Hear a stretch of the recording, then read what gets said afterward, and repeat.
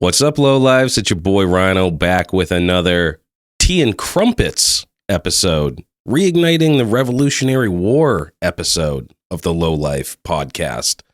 This week we're going across the pond. We're fucking international, man. We're joined by a fellow podcaster and bike enthusiast, Josh. Yo, what's happening, man? Thanks for having us on, mate. I've obviously messaged you a little bit and trying to hook this up, which is awesome. Thank you. Yeah, dude. Thanks for coming on. I'm actually really surprised how good the stream here is, considering we're like across a fucking ocean. It's I say this is incredible, isn't it? Because obviously, like my kids, they grew up, internet was already well going, connections are great, and they don't understand like how like it's incredible that we can do this, even though it's been around for a while, you know? Yeah, dude, we talk to people in like Ohio that have more like dropped packets and shit than across to where are you anyways? You're in the UK? Yeah. So I'm based up north of England. So literally in between a place called Hull and York. York's very historical, like old war shit and like stuff that I don't really know about. But there's like buildings there that are like hundreds and hundreds of years old, and it's probably what New York. Cool. New York is probably named after that place, right? Oh, I don't know, mate. I don't know. Yeah. Well, that's probably the old York. I don't know if I had to guess, but so that's cool. So you're born and bred right outside of England, like around that area? No. So I'm originally from the other side of London. So I don't actually have a northern accent. My missus is from York. And yeah, so I grew up like probably an hour from London, south of London. And then when 9 years later, I actually traveled another 2,000 miles away to the south of Spain, and I spent from 9 years old till I was 19 in Spain. Oh shit! No shit. So, do you habla español? Lo hablo perfectamente, amigo. Okay, a little bit, poquito. I guess spending fucking a decade there will do that, right? Yeah, man. That's cool. Yeah, shit. It's cool. Yeah, it's I've never been to the UK, but it's I've worked with people from the UK, and their spatial awareness is like really off from like in America. They're like, oh, I'm coming to the States. Maybe I'll pop in and see you, and I'm like, where are you going? They're like, oh, I'm going to be in San Antonio, Texas. And I'm like, do you know how fucking far San Antonio, Texas is from New Hampshire? Like the United States is crazy, fucking massive, but the UK is relatively small. I mean, you can circumvent that little island, you know what I mean, by car. Well, that's the thing, right? And it's like, so for example, like you got people that 3-4 hours away, they're like, oh, that's too far to travel. And to be honest, like in the UK, it's crazy because I can get to my sisters in the south of Spain quicker than I can get to my parents in the south of England. Oh, wow. Just traffic's bad here. Like it is massively overpopulated. Obviously way more cars on the road, and because it is an island, and some people think it's like this massive country. Yeah. But in the respect of bike culture, man, like the UK, like the history of the bike culture in the UK is phenomenal. Like obviously the cafe racer scene, that's London territory. It started in London, and obviously it's traveled the world, isn't it? Like America loved the cafe scene. The Japanese like truly dive into the cafe racer scene, like period correct stuff, and and obviously the Americans as well. Like you guys love the Triumphs, don't you? Yeah, some of us do. I actually have one. It's my first Triumph. I don't know what I'm going to do with it yet, but it's sitting downstairs leaking oil, plenty of oil. Yeah, they do that. They're pretty. I mean, definitely. Yeah, Triumphs. I'm a chopper dude, right? So like, not a.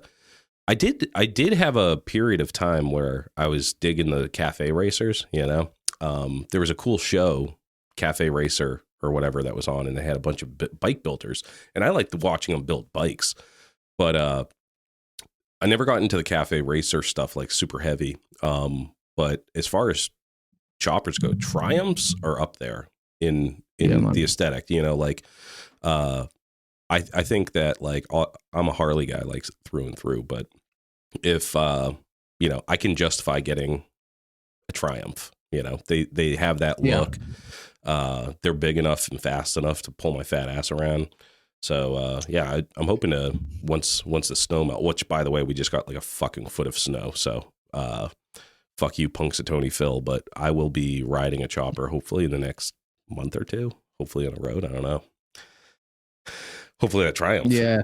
So, that's yeah, I wanted to ask you. So, you have a podcast. What's the name of the podcast? So mine's just called it's called the Let's Talk Motorcycle Podcast. You know, it's just that was what I thought and what's crazy is like I've already realized that somewhat. I interview tattooists and people that own clothing brands, so it's kind of like, well, it's cool, you know. Some people go, but it's not. I don't own a bike, and I'm like, that's just the name of it. Like, you know. It's based around bikes, you know, and but yeah, so that's it. The Let's Talk Motorcycle Podcast is called. Yeah, I like it. See, some people, they hate it when we don't talk about motorcycles, and they'll be like, "Yeah, oh, that's great. Just start talking about motorcycles again." And it's like, bro, it's more than just motorcycle the machine. It's about like the fucking whole culture around it, you know? Yeah, man. And the whole spirit behind it. Like, if you have like I'm a chopper guy and I love do-it-yourself dudes and all that shit. But if you ride bikes, like really any kind of bike, and you really love bikes and you respect the culture and you respect things like, you know, anything in that culture, the art that's in this culture, like through tattooing or fucking pinstriping or whatever it is, leather work, like it's all the same thing. You know, it's all part of that same sphere. And, yeah, when we used to be Lowlife Chopper Podcast, and boy, howdy, you have someone that doesn't have a chopper on there, and the chopper guys they get really protective about that sort of thing. But it's like now we really wanted to broaden it out because there's so much cool shit out there, you know what I mean, to talk about. But definitely it's at the center of it is the motorcycles, and talking motorcycles. How long ago did you start that? So how long did I start? How long ago did I start the podcast, or like the whole triple six thing? So what is actually, since you mentioned it, what is 666? Yeah, so I don't know, like man, I'm shit with like marketing and things like that, and like I've realized that I kind of bit myself with it, and so I started 666 Customs because the idea was that I wanted to document me attempting to build my bikes. And when I say attempting, like my mindset is very much, none of my content is how to, it's more watch me try not to fuck up. Like literally, because I don't know how to fucking weld and I don't know how to cut shit up properly, but obviously I'm willing to learn. And my whole purpose with it all is if I can inspire somebody else to have a go, to basically step out of their comfort zone and move out of their way. Because for me, I just held myself back, you know, like I would never be on a camera. I'm a part-time tattooist, and there's no pictures of me on my tattoo page because I was I fucking struggle with this shit, right? So I started posting pictures of people's bikes on 666 Customs on Facebook, with the idea of obviously slowly gathering like people that got interested in it and hopefully watch my YouTube. But then I realized that that us little dudes that don't have massive budgets and like a really cool sick garage or a place to work, we kind of go under the radar a little bit. You know, we're kind of like, naturally people are more interested in the shovels, the pans, the knuckleheads, you know, all the cool stuff, which that's not at all taking away from how cool, you know, the proper, well, not that there is a proper chopper scene. At the end of the day, if you want to chop something up, it's a chopper in my eyes.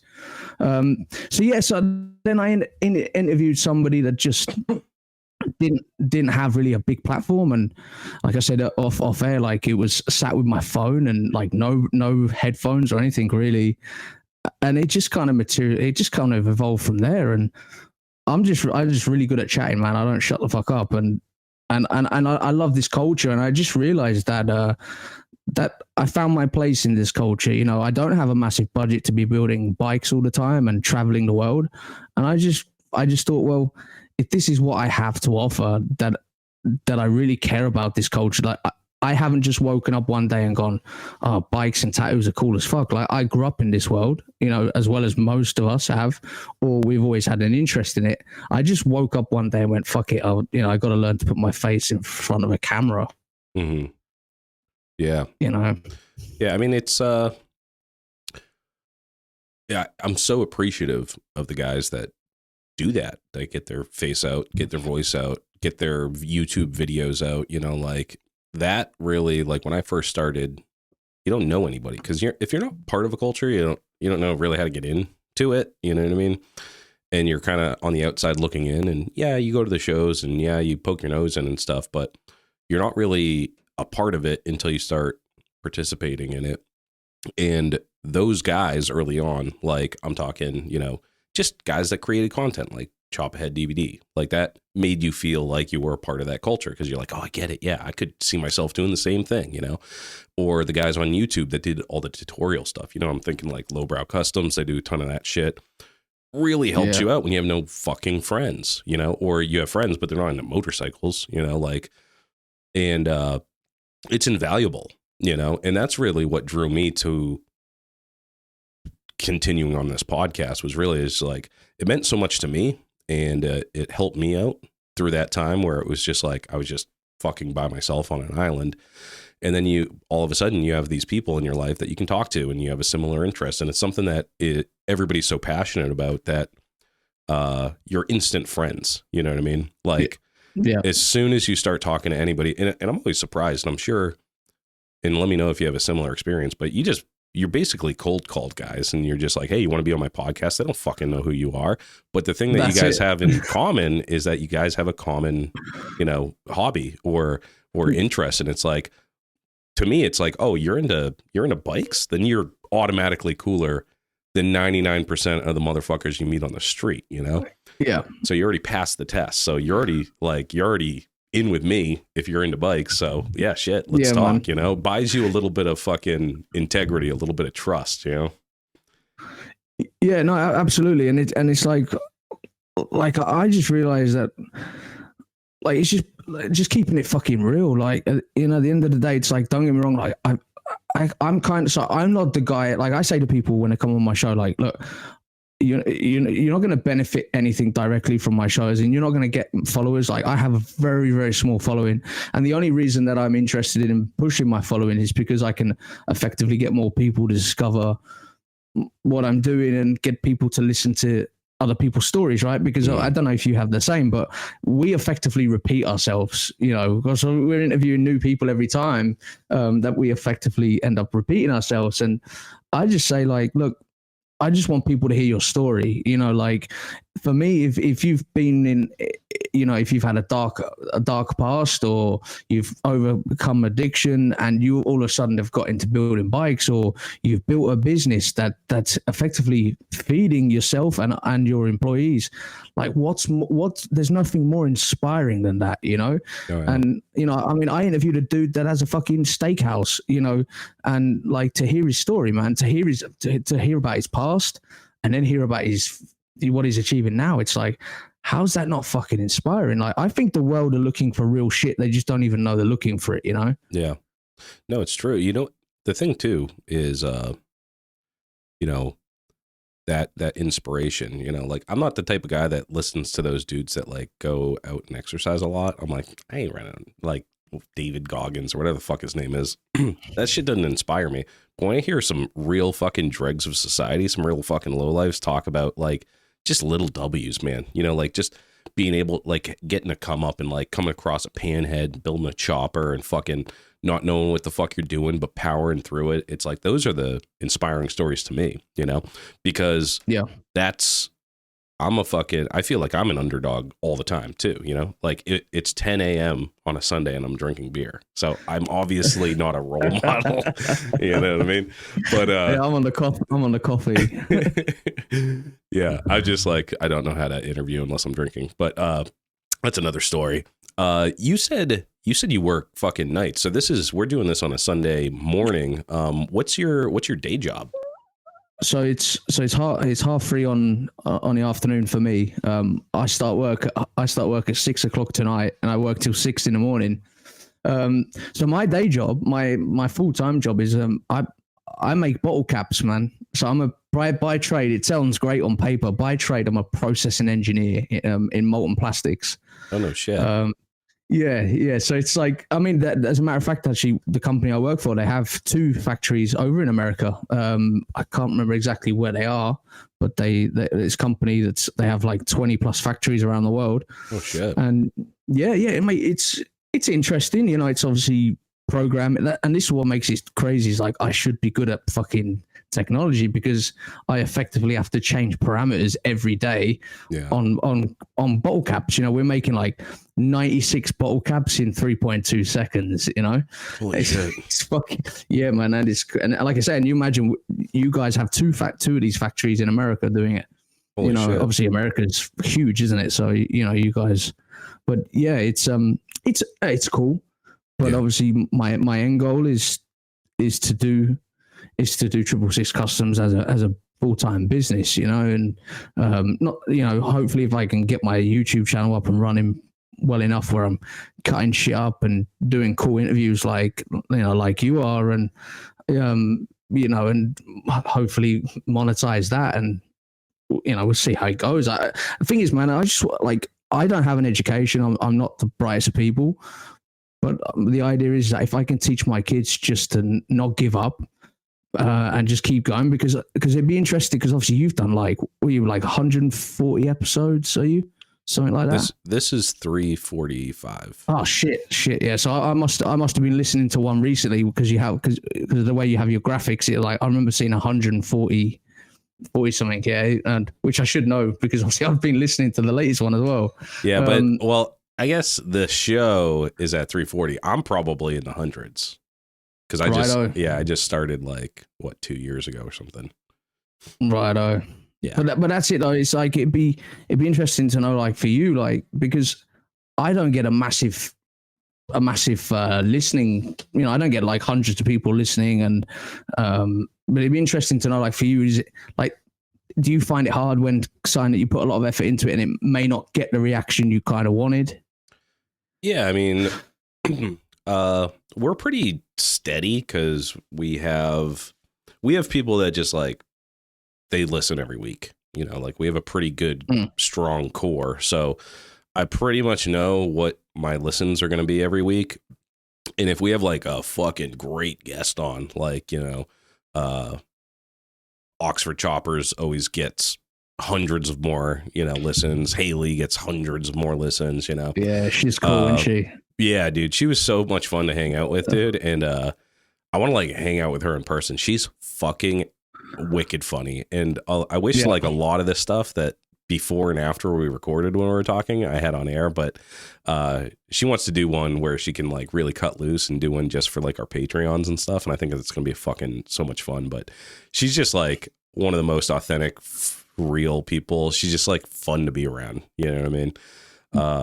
Yeah. So I'm hoping to get her to come down to our show or something, just to hang out in person. But yeah, man, like as far as listenership goes, we have like a pretty strong core, and then there's guys that find us every, you know, we're slowly going up, you know what I mean? Like you just grind away every week, and you talk to people, and then their friends are like, oh fuck, I didn't even know you had a podcast. You know, like it's hard to get out there in front of people if they don't know who the fuck you are. The only way to do that is like be one of those weird social media rats that spends your whole time fucking with hashtags, and like I have no interest in that. It's just like I'll do the bare minimum on social media. Like I'll try to post some stuff just so people know that it's there, and you know, hopefully people share it and new people find us. But you know, it's hard to, I'm not expecting it to ever explode. You know what I mean? Like it's niche shit. Like there's only so many people that are into motorcycles, and then from there, the people that really work on their own shit and are interested in like the fucking how to make the sausage, on how to build a chopper or how to fucking do that shit, pretty minimal, you know, like it's a fraction of the population. And then of those guys that actually do that, they actually have to like me. And a lot of them probably listen to me like, this fucking guy's an idiot, you know, but whatever. It's just, I do it for the guys that do listen. And I'd like to reach more people. Cause like we have, like our listenership has been described kind of like as a cult, you know, and the dudes that are into it, like they're super into it. And when we see them out, like we're fucking boys, you know, like there's dudes that have been listening to the show forever. And it's like, if you're a lowlife, like I'll just an example, like we have a friend, Bougie Billy, he travels like for his job, and he'll hit us up and he'll be like, do you know anybody in Colorado? And I'll be like, yeah, we just interviewed so-and-so, you know, and he'll fucking go and hit him up and be like, yo, let's hang out. And they'll fucking hang out just like cool. By proxy through the show. And that was always the coolest thing, was the community aspect of it to me. Because when I first started getting the bikes, there was no community here in New Hampshire, like until there was a show, and then all of the people that would go to Massachusetts or, you know, wherever to get their fucking chopper fix, we're all friends, you know. So you kind of need something central, like a show or an event or you know, a program, something that like brings these people together, and you have that common bond, you know.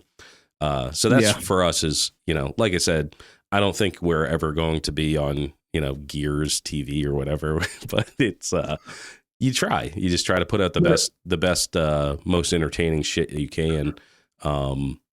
Because I still listen to it, you know, myself, because when I'm actually doing the interview, you know, I'm just focused on you and I talking, but then I'll go back and I'll be like, oh, I fucking sound retarded. But your show format is a little bit differently, because you actually do these interviews live. How does that work? Yeah, well, when I said off air earlier, so like I'm shit with technology, so it was just like so simple just to hit live on Facebook when I first did mine on Facebook, and then add a guest.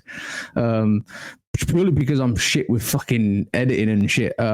So I just did that like that, and to be honest, like I think for me, because like being completely honest, like I don't have a massive budget to travel to shows and to build bikes, right? So kind of going back to like the root cause of like, or the root thing of what I'm doing is, I just feel that the people on like a $5 budget also have the equal right to have the limelight, you know.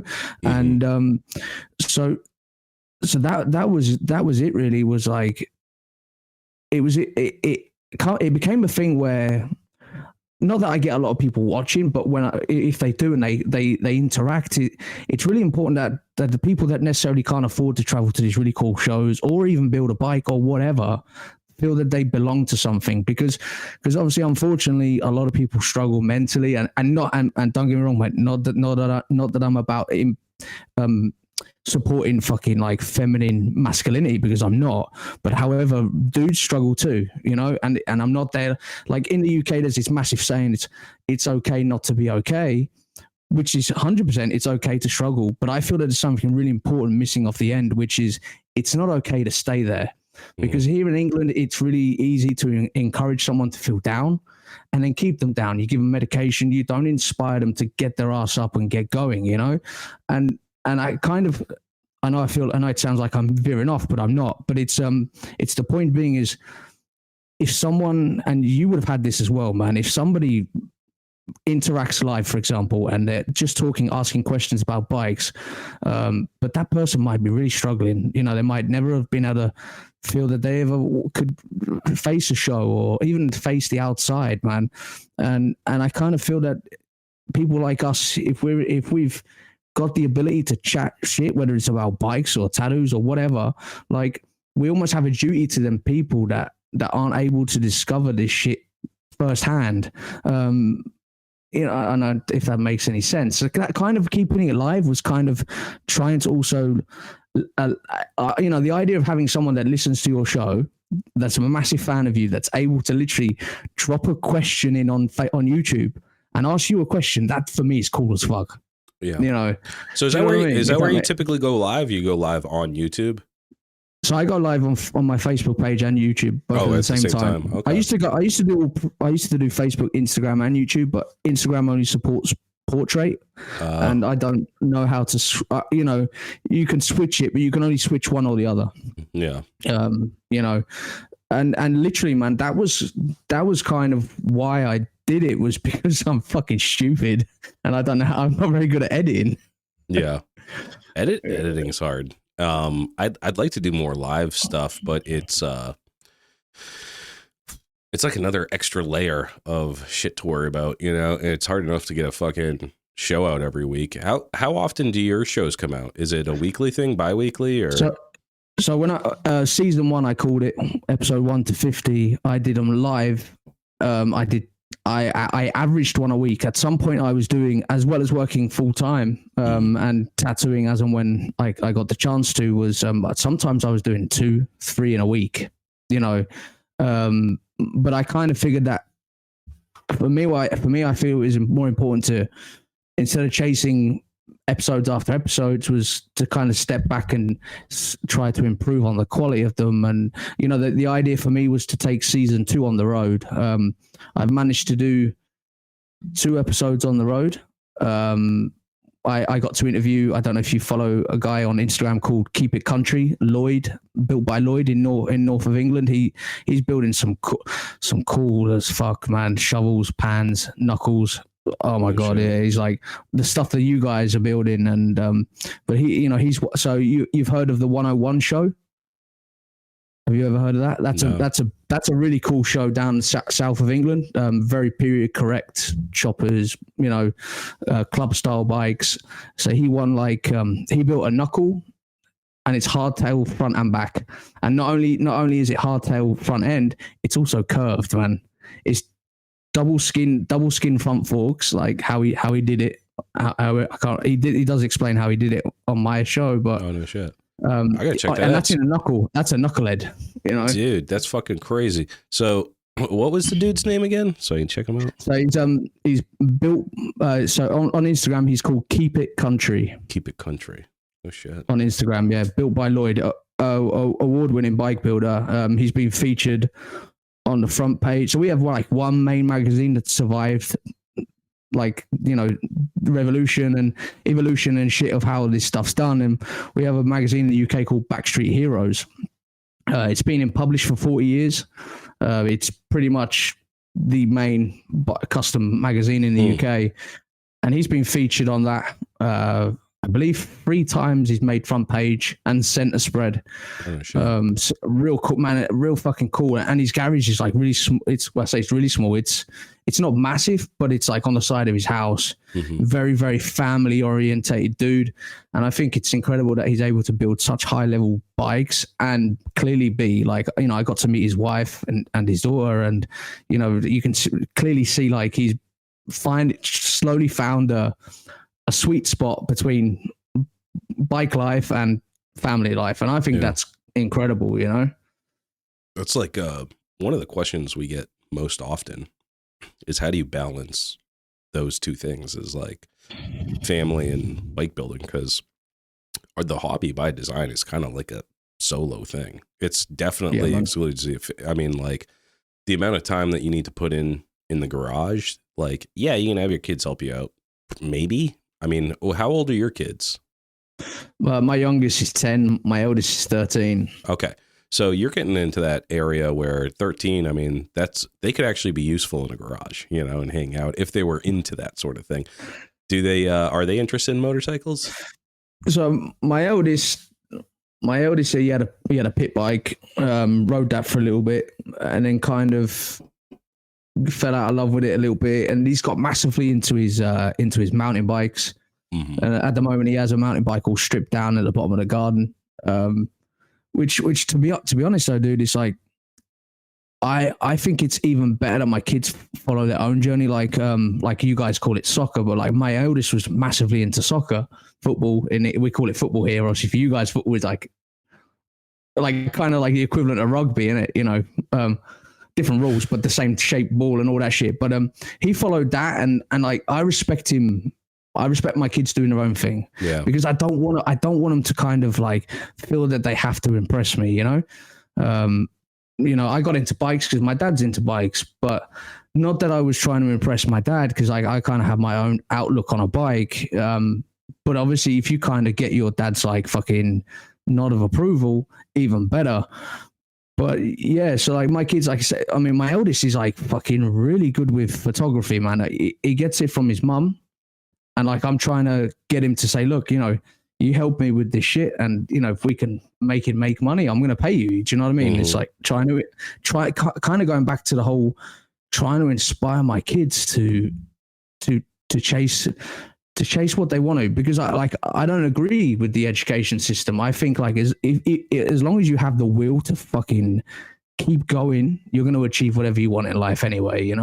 Yeah, everybody loves a good story of overcoming adversity and like creation too, like doing something creative on your own, like whether it's photography or building something or whatever it is. It's like doing it yourself is paramount to me. In like it says so much about your character, and it says so much about like what your aptitude to do more things, like you're building, you if you can build a mountain bike, if you can like fucking take pictures that look good and do all the fucking all the science behind that too, like all the process behind like developing pictures and shit, and teaching yourself, like I always felt like a piece of fucking shit when I was younger because I was a high school dropout, and you have people in your life like fucking counselors or fucking peers, and they're all like, you're a fucking piece of shit. There's only one way to be successful in this life. You have to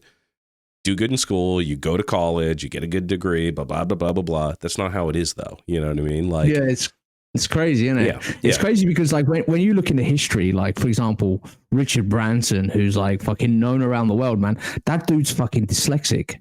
Oh yeah. You know what I mean? It's like, and you look at some of like the greatest, most appreciated people, let's face it, only a handful of them really ever followed that whole, you've got to get a degree, fall into line, learn how to exist.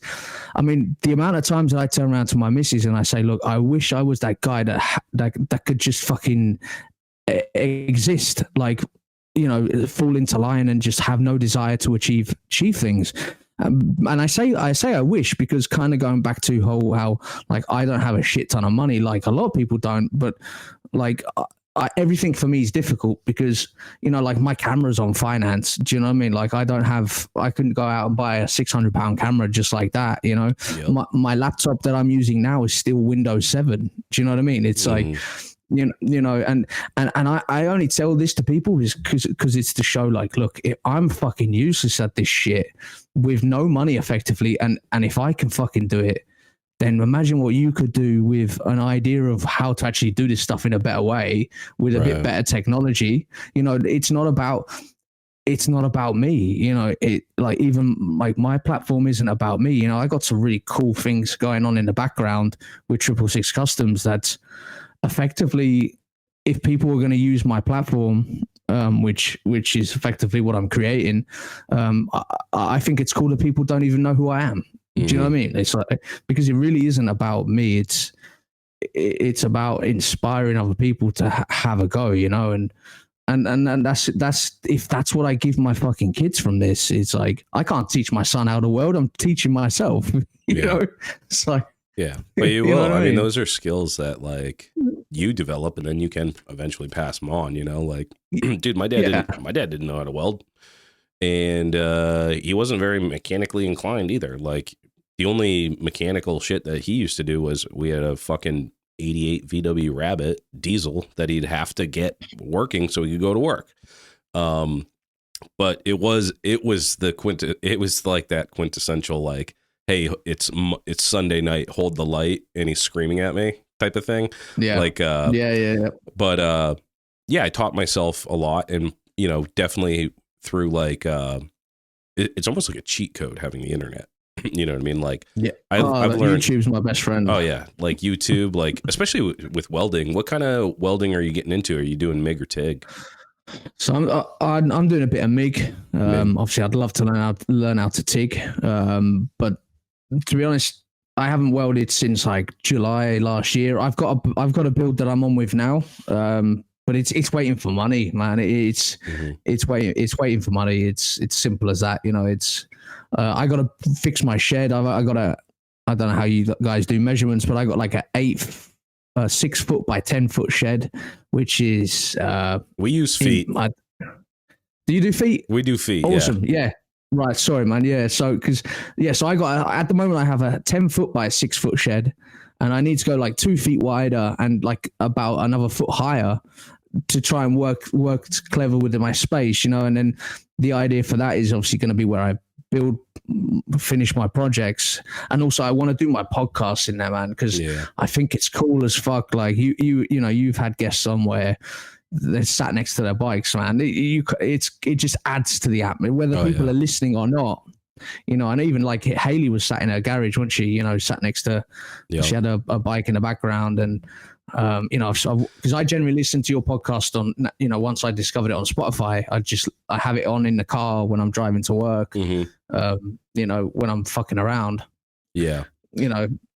Yeah. Well, that's the thing is everybody wants to be in the garage, man. That's like my favorite place in the world, man, is just like hanging out in the garage. You're around bikes and parts, and it smells like oil and gas and fucking getting dirty and shit. And like doing the podcast thing it's so not that. It's so not cathartic. It's not fun. You know what I mean? Like definitely talking to people is fun. Everything that leads up to it and everything after it absolutely fucking blows. But like it's the easiest thing I do is when we hit record and then we just get to fucking shoot the breeze and talk about whatever. But yeah, I love it because you know, everybody gets set up and they have their project behind them and you get to see their bike and you're like, hey, what's that? And fucking, you know, they'll take you, walk you around and shit. And it's like being in a garage with them, you know? Yeah, it's so much fun. And I think, you know, like initially when I started, I was in the garage, but when you get to a point where, you know, like you actually need a studio when you have multiple people talking and shit, it's super easy. And actually I envy you still because like when I was doing stuff remote, just me in a room, you don't have to worry about all that stuff like mic bleed and all that bullshit. You know what I mean? You can just kind of focus on, you can do it wherever, you know, it's just you and a mic. But what kind of bike are you building? So I'm building it's called a Lex Motor, right? So it's Chinese. And like it's a Chinese 125, so the engine's based on the you know the Honda CG, Honda CG 125. Yeah, okay. Very, very popular bike around the world. It's been in mass production. They've been producing Honda CG since like 1978, and they're still producing them now. Like, you know, it's a 125 pushrod engine. Are you saying it's a 1250 cc engine? Like no, 125 cc, 125. Oh, 125. Okay. Yeah, man. Yeah. Of course. I was hearing 1250. Okay. Yeah. No. So that's. Yeah, because you guys do measurements differently on engines, don't you? So you do like the 118 Harley engine and fucking like stuff like that, don't you? So mine's a 125 cc 125. Okay, 100. That's what we call it over here. It's based on a cruiser. Obviously, the Chinese copy everything, and people chat shit on the Chinese stuff. But I've owned this bike for 12 years, man. And to be honest, it's 125 cc. It's flat out everywhere. Like when I ride it, and so when I first built it, man, this is kind of going back to like where I used a bed frame, a 40mm tube bed frame as an exhaust system. I literally didn't have like spare 20 quid to buy a meter and a half of pipe. And I went around the back of my shed and there's I pulled this bed apart and I fucking literally, like it was just behind my shed anyway. And I was like thinking, right, what can I do to build a straight through exhaust? So I went around the back of my shed and here's this fucking pipe. And I'm like, do you know what, that fits. The downside was it's so thin that the noise resonates through the pipe. It sounds disgusting, but I didn't give a fuck. Do you know what I mean? Like, I'm like, look, I don't fucking care. and then obviously learning how to weld. So it comes out the cylinder and then goes around the down tube of the frame. So there's 14 pie cuts individually cut and welded to get it to wrap around the frame. Oh shit. And it fucking worked. You know what I mean? It's like, and this is literally going back to like how, don't get me wrong, I absolutely love the 30, 40 grand, £1,000, $40,000 builds. I love that shit, but I also think that it's so cool to get someone to fucking dig shit out the back of their garden to build a bike. And I used a biscuit tin, like a cookie tin, right? Literally a cookie tin as my electric box. I literally cut the end off, tack welded it all together, and I made a box underneath my fucking seat that held all my electrics. And obviously that was like right at the beginning, and now I'm rebuilding it again. And obviously this one will be all documented on my YouTube channel. And yeah, so it's like cheap to run, man. It's like 20 quid a year road tax. It'll use about fucking 7-8 liters of fuel a week. But it's foot clutch, hand shifter, all made.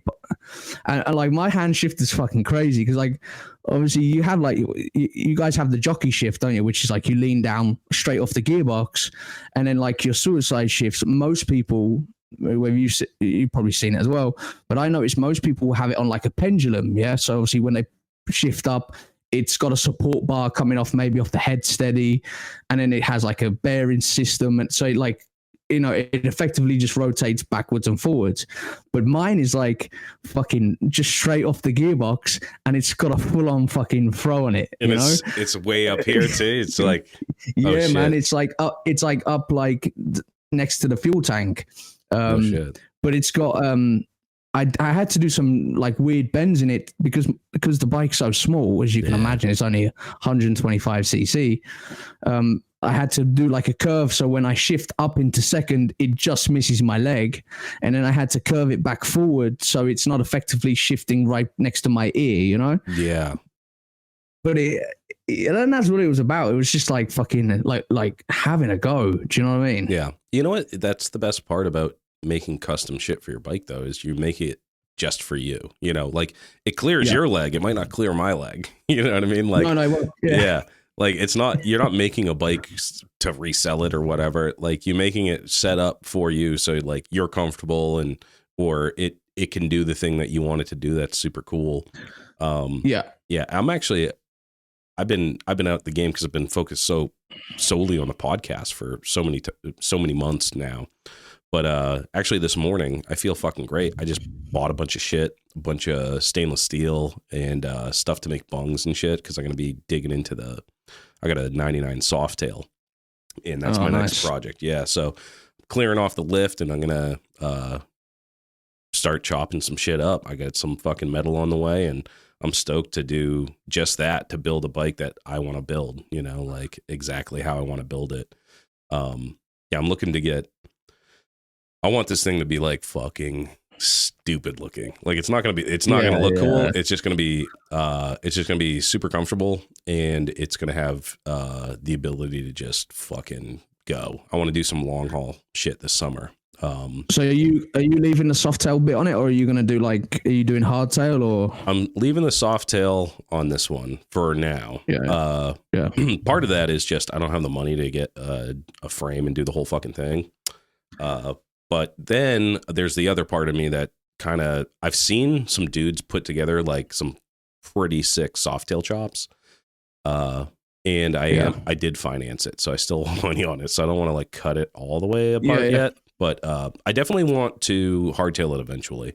But I wanted to, I can't ride it around like it is again because it's so fucking stupid looking. It has like skulls and Kyriak and shit on it, and it's gray. I fucking hate like silver gray like motorcycles. So yeah, I'm gonna strip that down and just do some light stuff on it, like sissy bar, fucking tank, fender, and I want to have I found these stainless steel jerry cans for gas, and I want to have you know how like they have them on the Jeeps where you can just like they have like the centerpiece, so you can just like pop them on and off real quick. I want to have one of those, and have it like polished like a mirror, but then be able to that's cool. just be able to. I actually want to weld a bung in the bottom with like with a hose that like I can unravel, so I don't even have to stop and just. I'll have 5 gallons of gas back there. Fuck, you know, that's cool. Something like that, so I can just like hop on it and fucking go to Ohio or out to the Midwest or something. Do some long haul shit. Probably gonna do some floorboards on it. But yeah, that one. I'm not a fan of floorboards. I've never been. I'm not a fan of them. Have you ever run them?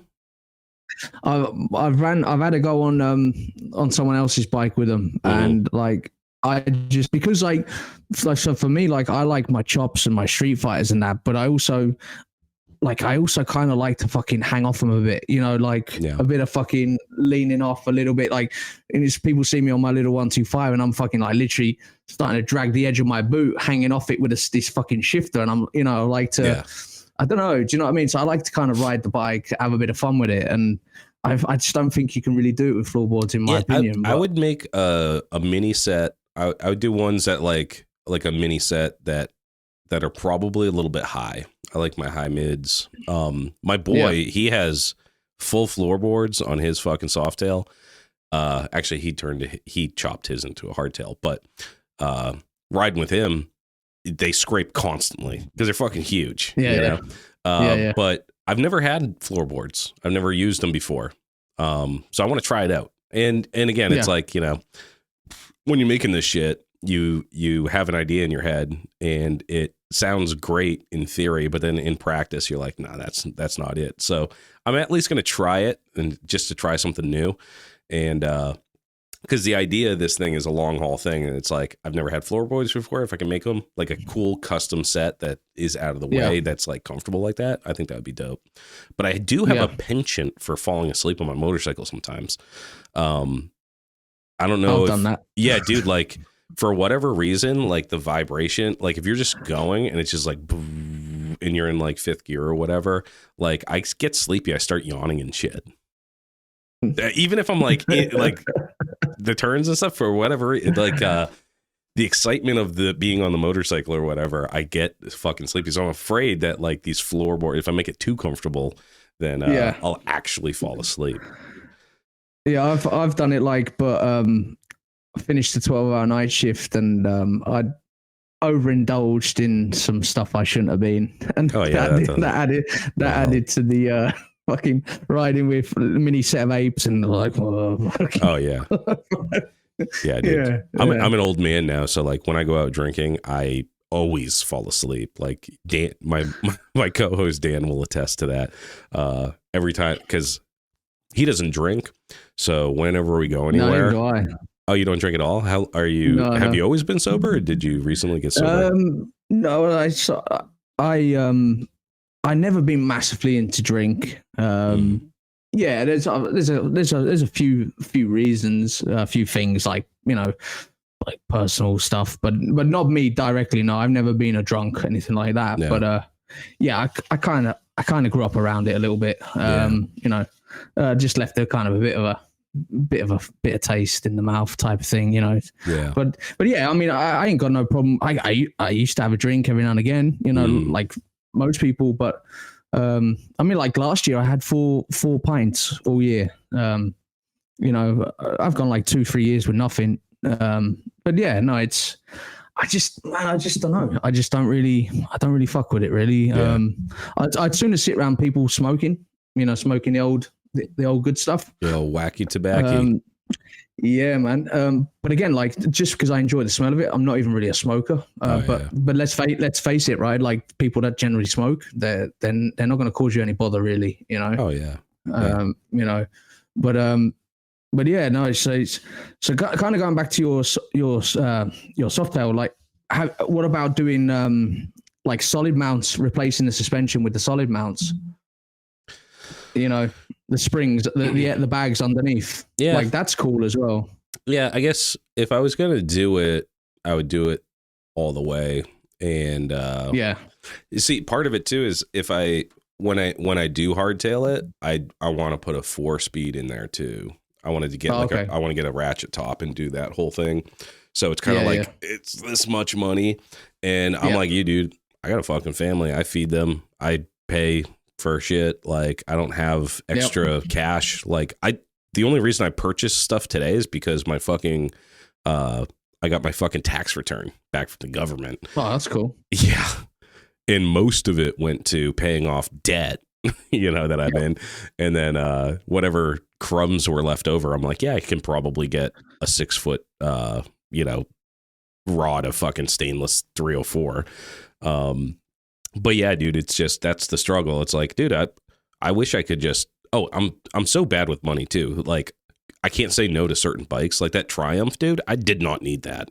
Like, no, but I had the money in the account. So I'm like, I couldn't say no. I was like, oh, fuck, dude. It was like $1,500. It's a Triumph chopper ready to go. Like runs and rides. Yeah. Fucking let's get at it, But, yeah, that's the struggle, dude. You just got to work within your means and you got to work within your time frame too. Like, I don't know where these I know now that there are still come ups where like you can get a panhead and you can get like a cone shovel or you can get like a nice fucking bike, a good platform for cheap. But the cost of that is you have to be on like Facebook Marketplace or on fucking Craigslist or whatever, like 24/7, just constantly cruising. And as soon as that shit comes up, you got to pounce on it and you have to have a little bit of cash in the reserves, Yeah. But how is it to get like fucking Harley stuff out in the UK? Like because you guys must have like mostly metric shit out there, right?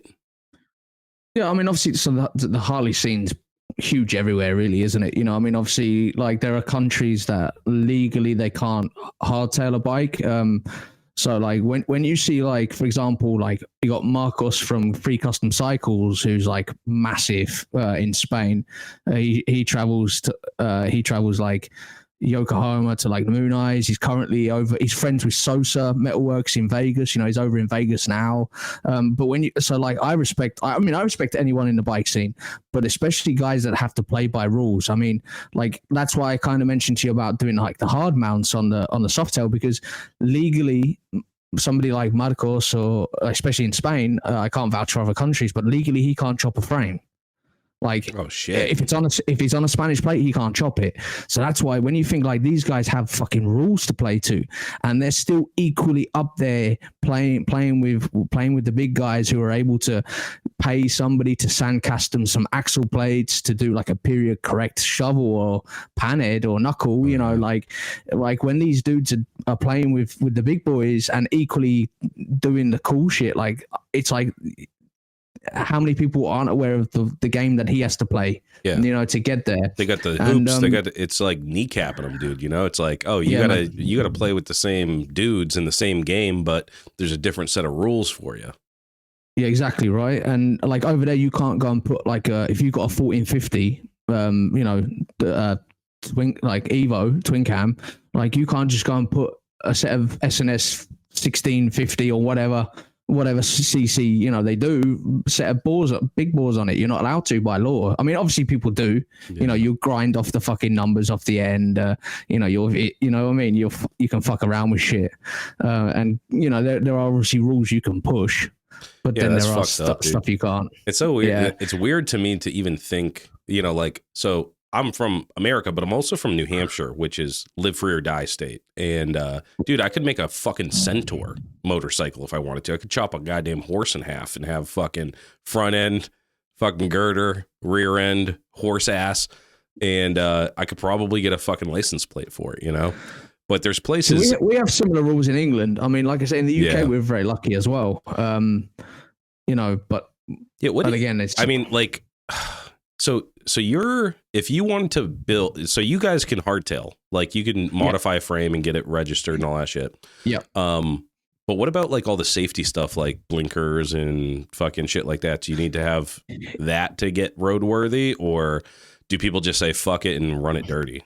Yeah, so like, so obviously, for example, we call over here an inspection is called an MOT. So anything that's younger than 40 years old needs an MOT.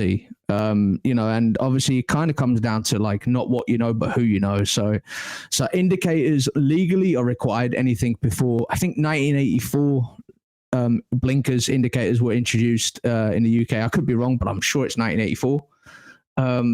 But it's kind of like this grey area. If there was no evidence of a wiring loom, i.e. the switch gear on the bars, the little dummy lights in the speedo, you could kind of get away with it. So like my 125 is 2010, but I literally have nothing on the handlebars apart from the horn. And the only reason I have the horn there is because obviously people are fucking idiots in their car. But I don't have any switch gear. Obviously left side doesn't have anything, just the grip. The left side has the horn, but the right side just has a throttle and a brake. I want to get away without running a front brake. But my MOT, my inspection guy said not a chance. You know, it's like I'll let the indicators go, the blinkers, but you have to run a front brake. So kind of finishing answering your question was obviously as your shovels and pans are all a lot of them are like pre-19. 40 years old, right? So they're kind of grandfathered in, yeah. Yeah. So obviously, when they're importing them from America, for example, there's obviously a lot of them are still coming in from America. They're already straight away just getting registered on a heritage plate, basically. And obviously, what's cool in the UK is before a certain year, the registration plates could be black and white, which looks really cool. It's like fucking like really old school looking. See, whereas I have to run a yellow plate with black letters, unless I want to be getting pulled up by the police and shit like that. But these guys, like you say, they apply for obviously UK registration. And they don't even have to get them inspected. So that's how they're able to take an original shovel, cut the back end off, run no front brake, like all the stuff you guys are already doing. That's how they're able to do it with this old stuff, is because they don't have to fucking play by the same rules, basically. Yeah. Which is cool. Yeah. It must be big money to import a bike like that, though, because they only, like in America, obviously they built them here. So there's a fuck ton of those older bikes like sitting around or like but like we only sent so many to England, and the ones that you import, I mean, must cost an arm and a leg, dude. Well, I think from listening to your podcast and listening to other people talking on podcasts, like I could be wrong, but I'm sure the price range is about the same. I mean, my friend bought my friend bought he's got a shovel. No, he hasn't. Sorry, no, he's got a pan with some. I can't remember the name of the primary casings, but the casings are like the ones with the fins on. They're built. They're machined. They were cast by a really famous guy back in the day, and he's got a 4-speed. And like engine and gearbox, I think is in the region of about £10,000 just for the engine and gearbox. Which, if I'm not correct, that's about the same as what you guys are paying for. Yeah, for what's the conversion rate for what's a pound versus a dollar? I don't know. I have to Google it. But I think it's about like £1 is about. I think off the top of my head, I think it's about $1.20. I think. Okay, yeah, it's in the neighborhood. Let me have a look. But yeah, so he's like 10 grand into an engine and gearbox. Okay. But then obviously, like for a full build, obviously depending who builds it for you, if you're paying someone to build it, you're easily into like the 20 plus thousand, like 20 closer to 30 grand. Yeah. Yeah. Yeah, dude. But I'm trying to have a look here. Sorry, I'm not very good at multitasking here. Yeah, but like, and so like Sportsters, for example, have become fucking it's the entry level for the hipster guy, isn't it? So it's like Sportsters now are like fucking $5-6 grand on average, like you go and get yourself a 2015 48 and you're paying like fucking $8 grand. And again, this is like obviously extreme prices. They're still out there if you're willing to look for like a 95, 2003 model, like last of the carbs. You can still pick them up for an 883 for about $3.5 grand. Yeah, I was just looking I was looking at an 03 for 1,500, and I was like, I probably get that for $9. No, that's still cheap for you guys. Yeah, that's still cheap. I do that all day. Yeah, I had an 03. I regret selling it. That fucking thing is awesome, dude. Because what year was it they stopped doing the carbs? Was it like 2008? I think on I think on the Sportster, the 03 was the last. Oh right, okay. And then they went rubber mount in EFI in 04, but I could be wrong. Yeah, see, I'm not a fan of. I mean, I've never owned a. My old man has a 1450. I keep calling it a Heritage, but he keeps saying it's not. That's had some cam work done on it and top end work, because I think obviously they're known for having problems with the top end, didn't they? If you know, I think then they start breaking down and you start getting like metal in the oil and things like that. But he's had sounds like something Harley would do. Yeah, I think he's had like the gear conversion done on it, and he's had something. They do a conversion kit. Again, I love Harleys. I've never owned one, but but yeah, it's but you know, he's ridden it like across to Portugal, and you know, he fucking beats ass on this thing. You know, that's the thing, and like people that don't know Harleys think they're fucking slow, and it's like, no, these things get down and go, man. Yeah, it depends. Yeah, our boy fucking Kenny, dude, he drag races these fucking things. You know, like it depends on what you put in them. You know, you can make them fucking fast as fuck. Yeah. What's do Triumphs, are they still made in fucking England, or do they like do they import them from like India or some shit now? Oh, do you know what? I wouldn't like to say. I mean, they're expensive. Yeah. For what they are.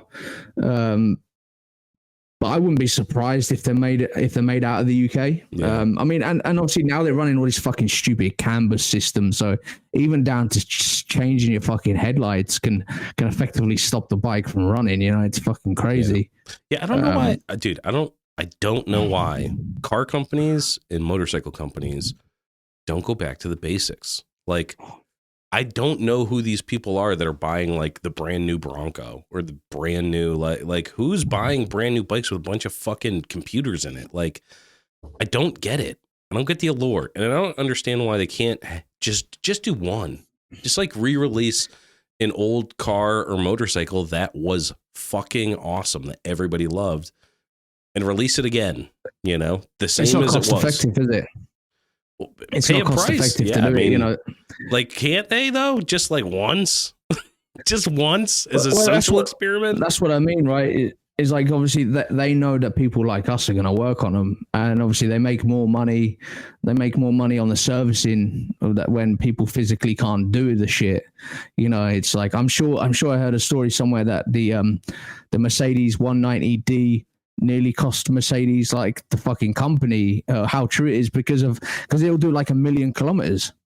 Do you know what I mean? Like, you know, like if you go over to like Africa, you know, you go South Africa and that, like there are Mercedes 190s running everywhere, like with like fucking 1 million kilometers on them, you know, mechanical fuel pumps, old fashioned simple diesel injectors. Yeah, you go down to Cuba, you see like VW things and still from the fucking 50, right? Yeah, because that shit was built to last. Nowadays, everything's built to fucking, what is it? The fucking, they make it 5 year. Yeah, it's just like, dude, like I got all new appliances when I moved to my house, you know. Every single one of them broke within the first year. Dude, refrigerator, like different parts of it broke. Dishwasher broke. Like, they don't build stuff to fucking last even a reasonable amount of time. You know, like, no, your shit should last more than a year if you're paying fucking, you know, like appliance money for it. But yeah, dude, cars and motorcycles, I don't get who's buying this stuff. I don't understand. I don't know who's buying it. Well, it's obviously the people that don't fucking. I mean, obviously they're pushing the fucking electric shit on people, and you know, like people don't care about it. I think life's so stressful now that people don't even have time to care. You know, like they're like, let's face it. If you asked probably a lot of people in America, would you rather fucking drive a Tesla or afford to run a fucking 5-liter Mustang, like, or a fucking, you know, Camaro or fucking, you know, or a Challenger or whatever? Like, even people that aren't really into cars would rather run them, you know. I mean, I got a 1989 ZX10, Kawasaki ZX10. I built into like a cafe racer / street fighter, and I pulled up to the set of lights, and there's this fucking Tesla next to me, and obviously I thought, okay, we'll go, you know, we'll have a bit of fun, and the lights went, and off we went, and he absolutely annihilated me. And we got to the next set of lights and we went again. And I figured that, do you know what? Like, I'm going to get myself arrested because my bike's fucking spitting flames and making stupid noises. You're in a fucking battery powered car. You look like a dick. Dude, you know what? Like, it's funny that you mentioned Street Fighter. And I was like, dude, I haven't heard that term except for once. And I want to give a shout out, dude, Del Boy's Garage. He's a fucking YouTuber. And I learned so much shit from that dude. Yeah, dude, he's an English guy. I don't know where the fuck he is, but he's awesome. Yeah, dude, he's fucking. I'll check him out, man. Dude, Del Boy's Garage. Yeah, he's like for real. He actually did a lot of Sportster stuff. So like, he'd tell you like he goes through the whole fucking thing. Yeah, dude, it's an awesome YouTube channel. But he built a Street Fighter, and I was like, what the fuck's a Street Fighter? I don't. Yeah, I was going to say, do you know? So the history of a Street Fighter is basically a lot of guys that rode fucking super bikes, you know, like R1s, ZX10s. When they smashed them up, naturally, half of the guys can't afford to put the fairings back on them, right? So it become a thing, especially it became a thing in the 2000s. There was actually a magazine that was quite big in the UK. It was called Street Fighter magazine. That they would put they put a set of Renfalls on, you know, a set of top mounts, Renfalls, take all the fairing off, a cyborg looking headlight, jack the back end up. And then obviously some people that were really good at fabrication and got like proper into it, they'd fucking slap a turbo on the side of an R1. Yeah. Sometimes extend the swing arm a little bit. So kind of like, you know, like in America, you guys have a massive scene with I don't know what the name of the scene is, but you have where you'll take a full on superbike, Hayabusa, stretch the back end out and put a 300 rear wheel with a crazy paint job. That's kind of almost like a version of like a Street Fighter, right? It's obviously, except from you know, you guys run the standard clip-ons and fairing. But yes, effectively Street Fighter scene was started off because really people couldn't afford to put the fairings back on. I mean, and also you guys have the Hoonigan Cup series, don't you? Which is where people will take a naked bike, and that's kind of like a street. That's, to be fair, that's probably closer to a Street Fighter. Yeah, I feel like Street Fighter is like kind of like almost Mad Maxy. Like it's yeah, exactly right. It's kind of like Frankenstein back together. You can tell it's like it's a performance bike underneath, but it doesn't look. Yeah, exactly. It's not like neon anymore. You know, like they'll fucking do flat black. There'll be chains on it and shit, or they'll stitch. I've seen them stitch up the. They do the metal wire to stitch up the fairing that cracked and shit. Yeah. It looks cool. Yeah, so it's making a reappearance now. So basically, what's happening now is you've got the guys.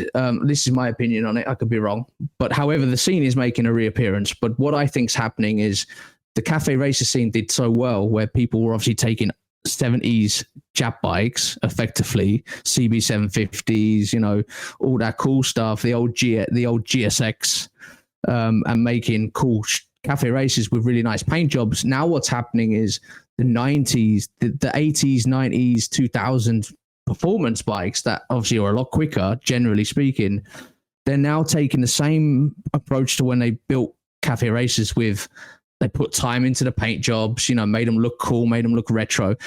So the Street Fighters are coming back like that. Like people aren't just paying attention to the engineering. They're now making them look nice, you know, like they're actually putting thought and hiding the wiring looms, you know, tidying up the, you know, like the transitions from a standard tank into a cool seat cowl, you know, and they're just putting a lot more effort into the appearance, whereas obviously the engineering side's always been cool.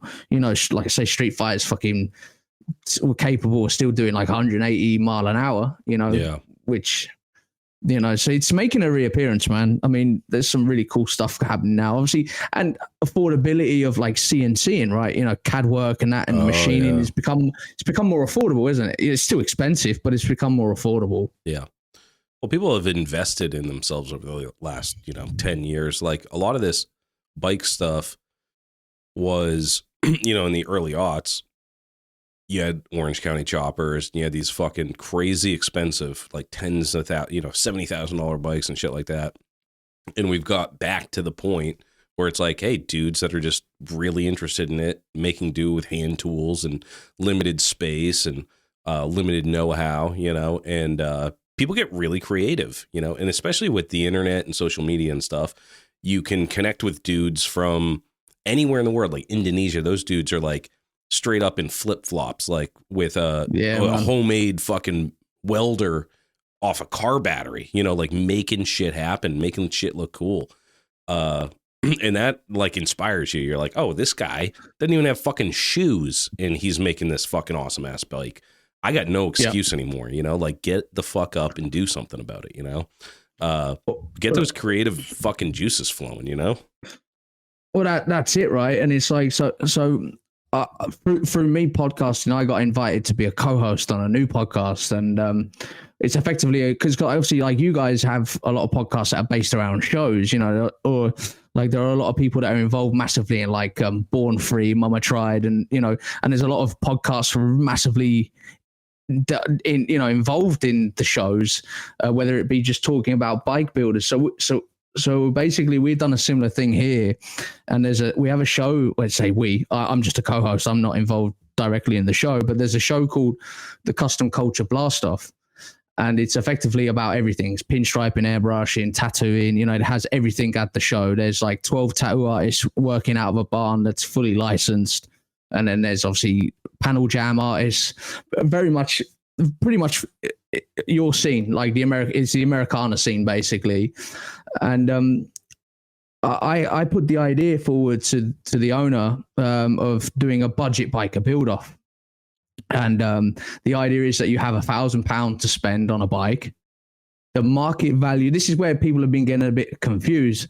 The market value is not allowed to exceed 2,000. And why I put that in is because we all have a friend that will let you buy their Harley, whether it be an 883, like you said, you can get an 883 for $900. It's to prevent that, like, because you might be able to get an 883 for $900, but let's face it, if you scroll through, like you have obviously Craigslist, Marketplace, eBay, the average value of that 883 is not $900, right. You know, and the idea is to completely and utterly level the playing field. It's like, unfortunately, most people will instantly be dragged more towards a Harley build just because the nostalgia of it, obviously, effectively the whole custom culture, the whole chopper scene is built around the war bikes. You know, people from the war obviously cut their old WLAs up and things like that, and obviously created this scene that we all love. But the idea is like, to take it back to level the playing field completely. And I've said to people, it's great, like the scene that we're all a part of, but there is a lot of gatekeeping going on, and I respect it. But I feel that some of these people are forgetting where this scene started. Like, you know, you're talking about period correct bikes and how it has to be original this, original that. Like, let's not forget that the original owner of that bike probably had no money, was probably mentally fucked up. Hence how when you guys finish your war, the government's just abandoned the guys, which obviously we all know formed MCs off of that. And we all know the culture that we all love was formed off of people just being dumped with their bike and then chopping it up, right? Mm-hmm. And it's like, and I'm an uneducated nobody in this scene, but like I've not forgot where this scene started. So that's kind of like where the whole inspiration for this budget biker build-off scene was. Like, you have £1,000 to spend on a bike. I don't care if you turn up with a Honda C90, a Cub, or a 50cc Chinese Twist and Go. If you're willing to cut it up and you only have £500 to spend on customizing it, you have the right to play the game, you know? Right. And it's getting some really good interest, man. That's awesome. Because, like, obviously, do you know what I mean? Because, like, there is, like you say, obviously, you guys started this whole scene and that. And, like you were saying, like, Orange County Choppers, you know, Discovery Channel Biker Build Off. This is incredible. It inspired so many people, but there's so many people that don't have the money or the know-how or are too scared to spend that money because they don't know what they're doing. It's about remembering where this whole culture started, you know? Yeah, you know what? I love that because the thing is it's not cool to have money. And it is not cool to be able to buy fucking knuckleheads and flip them and shit.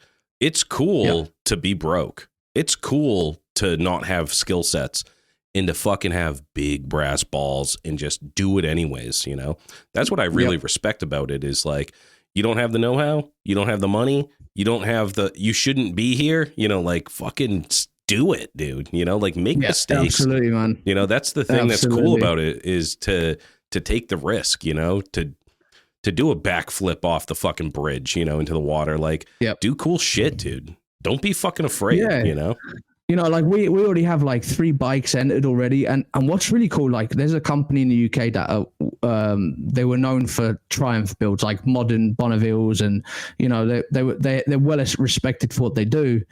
And I've had these guys reach out and go, do you know what, we want to get involved in that. And it's like, literally, I feel it's achieved everything it's wanted to achieve. It's had the guys that are too snobby to look past the end of their nose. Oh, you can't build a bike for £1,500 all in. Yeah, you can. You're just sat there looking at your fucking 30 grand knucklehead or whatever, like, or your Evo. It doesn't matter, like, whatever bike it is, or your Triumphs. Like, don't forget where you fucking come from. Like, you know, and this is really important to me. It's like, because like, I reached out to a company that hopefully they were going to sponsor it, and they literally they didn't want to, which was cool. And then they started questioning me like, don't you think you should change, like do away with the budget side? And I'm like, well, why? And they're like, well, it's going to encourage people to use Chinese parts. And I'm like, well, I built a whole 1987 ZX10 off of Chinese parts. Like, and they're like, but it's destroying our industry. It's like, well, to be honest, I guarantee there'll be people out there with a shit ton of money that literally have no knowledge about bikes and want to get involved. And the first place they're naturally going to draw to is the commonly known platform of eBay. And eBay, generally speaking, only sell Chinese parts. But the idea is that someone's going to build a bike, turn up, and then see you stood there gifting them maybe a set of billet machined blinkers, and then going, oh, no shit, this is actually what quality is. Like, do you know what I mean? It's like, I'm a massive believer in, if you've got nothing to hide, you've got nothing to worry about. Like, if you really believe in what you're doing, and you're going to have your market of people anyway, so why not try and get involved and show that you support grassroots building, which is effectively where these bikes that you're machining parts from started. Back in the wars, you know, and it's like, don't forget where this shit started, you know. And also like those companies that are saying that, it's like, subsidize it if you care so much about it, you know, because like I would only use the highest quality parts on my builds if I could afford it. I can't though. So absolutely. So it's some things I have to skimp on, some things I won't, you know, like when you're talking about, maybe some safety shit like brakes or some electronic stuff. I usually spend the money, but when it comes to things that aren't load bearing and maybe like it's just like, you know, you get the cheap thing, or better yet is like make it yourself, you know, make as much as you can yourself as possible. But I can see that, you know, like it's just, like you said, man, it's like that's what it's about, is making something out of nothing and making it like through innovation. It's not about buying a bunch of parts. You can't make a sweet build by just buying a bunch of Chinese parts and bolting them on, you know, like you're going to have to use your skills to like come up with something completely original. And I mean, that's awesome. And like, obviously, kind of like going back to like the budget bike build off, like the £500 doesn't like perishable. So like, I'm not asking you to scrimp on brakes. Like at the end of the day, like if you want to use EBC pads or whatever the top Brembo, Brembo pads. Obviously, if you want to buy Brembo calipers, that comes out your budget because you're trying to put parts on because it fits the style of build you're building. Mm-hmm. But I'm not like, if you want to go out and buy Firestone vintage style fucking cool as fuck tires, you buy them, but just remember that your build isn't going to be judged upon how cool your tires are. Yes, okay, they fit the period, they look awesome, but you will not have your vote go down for you spending £300 on a set of Firestone tires, because there might be the guy sat next to you that's only been able to use fucking Chinese fucking nylon based tires. Like it's literally, yes, it fits the period of what you're building, but it's irrelevant. Like, I don't want you to scrimp on safety, and I don't want you to scrimp on servicing, because the whole point is, like, I want people to build a bike that they're not just going to chuck at the back of their garage because they can't use it. Like, I want you to be able to build a bike for £1,500, which is 100% possible, but I want you to be able to sell it if you feel you have to. Because like recently I interviewed a guy that built a fucking cool as fuck shovel, but like he opened up about how this fucking cost him nearly more than just his money in his pocket. You know, like this is something that you probably know more than me about. Is like how many builders out there are building bikes for like born free, that or you know, because obviously they're incredible. Like to me, the bikes being built for born free are like the pinnacle. They're the top. But how many of these dudes are like not openly open up and going, do you know what? I nearly lost my relationship over this build, or, you know, because again, it kind of comes back to talking about like trying to promote real men to open up a little bit, like not encouraging pussies, like it's not just the time that they put in the garage, it's sacrificing the family life, it's nearly costing their relationships, like, because there will be, like, guaranteed there's been people on your shows, because you've had fucking incredible people on, that probably maybe have spoken to you about it during the podcast or spoke to you off air, like, dude, like, this nearly cost me fucking everything. Like, that's, you know what I mean? Like, these people, if they can't afford to build them bikes, like, build a bike that's on a budget, man. Like you equally matter. Like that's what's so cool about what I'm doing is like I was inspired off a Discovery Channel biker build off. You know, I recently got to interview Bobby from Indian Larry Motorcycles, and like for me, growing up on the other side of the world, getting inspired off of like what Larry was doing. I mean, I got Larry's question mark in my hand, man. Like. The guy inspired me as well as hundreds of thousands of other people. But let's face it, I'm never going to be able to afford to build, currently in my position, I'm never going to be able to afford to build a shovel or a panhead, you know? Do you know what I mean? It's like, so I'm going to build my fucking Chinese shit, and my shit equally matters as much as the born free bikes, in my opinion. Yeah. I mean, it's not a fucking dick measuring contest, you know? Like, again, like the thing that is most important to me is that you do stuff yourself, because I think that's the spirit of building motorcycles is like, if I have enough money, I can just have someone put together a bunch of parts for me, or, you know, do my paint, do my upholstery, do the fabrication. Like I could build a bike with money, but the thing that I like about it is the learning of new skill sets and the time it takes to do something that you love, and like the failure and the misery of fucking, you know, like that. I know what it takes to put together a bike, and I know that it's not all fucking peaches and sunshine, you know. It's fucking, yeah, man. It's, you lose money. Sometimes you fuck something up and you're like, fuck, I really couldn't afford to fuck that up, you know? Yeah. And but you figure it out because of the love of the craft and the love of riding the motorcycle. And by the way, the end goal is to ride the fucking thing, you know? Yeah, exactly. People that build bikes to show them, that's kind of like masturbation to me, you know? Like, you should be building it to ride it around. Like, yeah, cool, put it in a show. I love shows. I love seeing other people's shit. Go and showcase it. That's awesome. But you should be building stuff for people to ride. And if you're like a shop and you're building it for someone to ride it to their specifications, that's awesome. And if you're building it for yourself, don't fucking just make it look a certain way, you know, or do, but then definitely ride it. And I've done that too, where you're like, you know, it's cool, it's usable, you know, sometimes you err on the side of cool, and sometimes your nuts go numb because it's the fucking seat sucks, or because fucking like you have I had fucking high mids on my shovel head, and I was like, these look dope as fuck, but I am not riding this motherfucker like this, you know. But yeah, man, it's just that's the journey. Is just like, you don't have to spend a ton of fucking money. You don't have to be super good mechanically to fucking figure this shit out. It's doable for your average dude.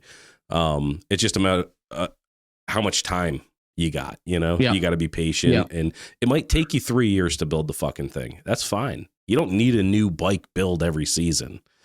No. Yeah, but I like that. I mean, here's the thing is, budget bike building build-offs, that's its own thing.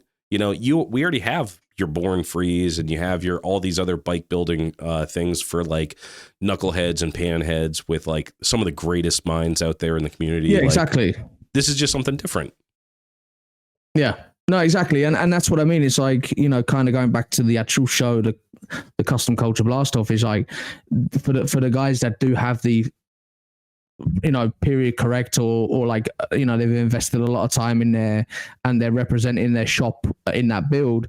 Like, there's a place for them bikes too, you know what I mean? And they won't even be next to the budget bike and build off stuff. They'll be on the other side of the ground, like in a completely different setting, like, you know, because this is what I mean. It's like, I'm not here to chat shit on the 30, 40 grand builds. I love that stuff. As a matter of fact, let's face, like, for me, that's what inspired me. You know, I haven't got Indian Larry's question mark in my hand because I just thought, fuck it, why not? Like, he built the 30, 40 grand builds, you know, and, you know, let's face it, the cool shit inspires most people originally, but it was about everything I'm doing, like, kind of connects into what I stand for. It's like I said to Jake, who runs the show, it's like, I won't be a part of this biker build-off event if it goes against what I stand for. You know, I am the guy that's using fucking parts of a bed to build an exhaust system. Or, you know, and I mean, don't get me wrong, I've leveled up a little bit. Like, yeah, okay, now I can spend £15 on 1.5 meters of 40 mil tubing, like proper stuff.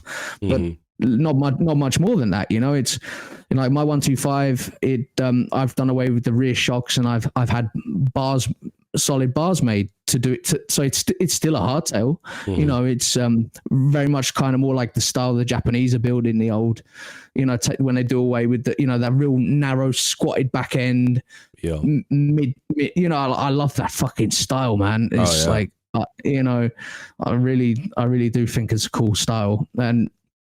And yeah, so it's, you know, it's like the engine I'm about to put, I'm going to be doing a 350cc conversion on it, and trying to learn more about a marketing side of social, you know, trying to almost not clickbait, but trying to get people to go, oh shit, what's this?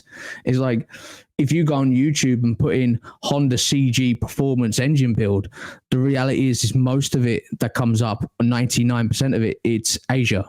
So you can't even understand what they're saying, but it's cool to watch because you see these guys, like you said, they're flip flops. They're like homemade, knocking big end pins out of the cranks, you know, and they're like, lathes are like held together with hopes and dreams. And it's like, I kind of want to have a go at like doing video content like that, and knowing it's gonna ruffle a few feathers, right? People are gonna go, you can't do that, it's not gonna work, you're gonna fucking destroy the crank. It's like, well, probably, but find me someone else that's speaking in English that's creating content like this, you know, because effectively I want to promote my podcast and get more people involved. So if I have to waste, I'm not going to waste any money. It's going to work. You know, I'm going to take my time with it and pick up people's heads. And luckily, by sitting and talking with people, you create a priceless bit of connection, which is, you know, you networking. Like you have this better than I do. Like you could probably fucking message some of the greatest fucking bike builders in the world, and they're going to reply to you straight away. You know, like, no, they will not. I've done that. No. Oh, fucking hell. Yeah. No, it's funny because you were saying, you know, like people hating on this and that, you know, they're like, oh, you're gonna fucking, it's like, dude, I'm at the point in my life, I don't give a fuck if you don't like me. No. You know what I mean? Like, you don't like my show? Say la vie, motherfucker. I could not physically fucking care less if you don't like me or what I'm doing. I don't give a fuck. I don't care. No one asked you to click on it, you know? Yeah. If you want to say something, dude, I feed trolls. I love getting into conflict. You know what I mean? I'd love to argue with you. So you're making my fucking day, you know, but I don't understand where that comes from. I've never done that in my entire life. Like I've never clicked on something and started giving someone shit out of fucking nowhere, you know, like that I'm not doing, you know, it's like, hey, why don't you do a fucking YouTube yourself if you're so goddamn knowledgeable? Point, right? They're not hating on you, right? They're hating on the fact that they ain't got the balls to do what you're doing. Like that's simply it. Like, you know, like I kind of say to myself that like I'm a massive believer in that you're doing something right when you get them people on. Like that's why I know that I'm not where my platform needs to be, because I'm lucky that I don't have them people yet. But I massively believe in the fact that, man, they're sat watching your show, or they watch your reel or whatever it is you put out there, and they don't hate you, man. They don't hate you at all. How can they hate? They can't hate something they don't know. Like they might listen to you for an hour or two, but they don't fucking know who you are. So it's like they're just hating the fact that they ain't got the balls to do what you're doing. And let's face it, the culture that we're lucky to be a part of is, in my opinion, the coolest culture in the world. Like, you know, tattoos, bikes, and fucking hot rods and shit. Like, there's nothing cooler than this, in my opinion. Oh yeah. Well, that's why we do it. It's fucking, this is the coolest shit. Nothing is cooler than motorcycles, tattoos, and music. You know what I mean? Name something that's cooler than that. That's the fucking holy trinity, dude. Exactly. Yeah. It's fucking that's it. And it's like that's what I realized, man. It's like, and I kind of look at what people aren't saying. Like I listen, so I commented on a Facebook video the other day. A guy called Matt Armstrong on YouTube. He's building crash damage supercars, man. He's huge, like around the world. Like he's getting like 1 million plus views in less than 24 hours. Like this guy's fucking killing it, right? And he was a massive inspiration for me putting my face in front of a camera. And because like me and my kids, we wait for his videos to come up on YouTube, man. Like he's building he's currently doing a GT3 RS that he went over to America. This guy had written it off. It had 30 miles on the clock, and he's basically brought it back to England. And he's massive friends with that Tavares, who has a huge YouTube channel in America as well in the car scene.